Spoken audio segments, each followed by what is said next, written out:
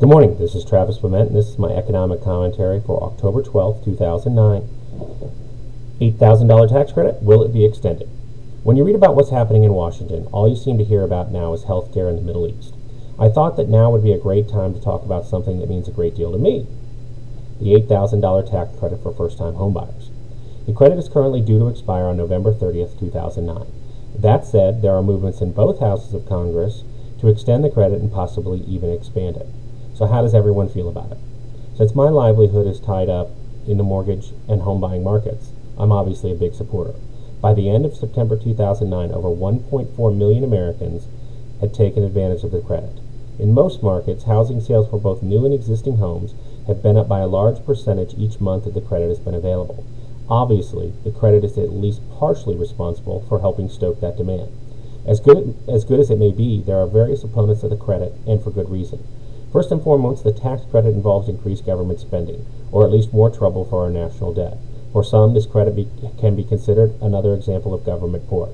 The funny thing about pork is that it is only pork if you are not getting something from it or not benefiting from it directly. For those who have purchased a new home, or the realtors, lenders, title agents, and others involved in the sale, it has been seen as a useful stimulus in getting the economy back on track. So what does it mean? I will say that both from personal experience and anecdotal evidence, giving cash to a new buyer is a great thing to get them spending. While some will save or invest the money, most will be headed to Home Depot, Best Buy, or Rooms to Go with new purchases on their minds.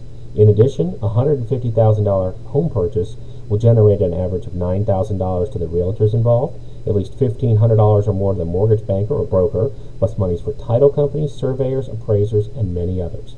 While much of the stimulus money out there is tied up in government bureaucracy, this is money that goes straight to the taxpayers.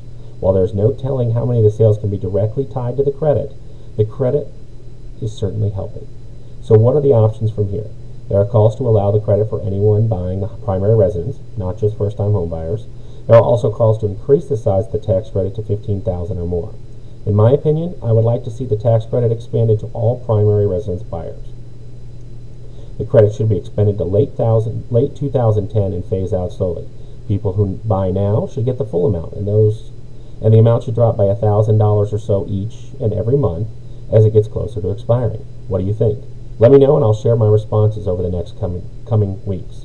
As for rates, again, they remain steady overall. Thanks. Appreciate your time, and we'll see you next week.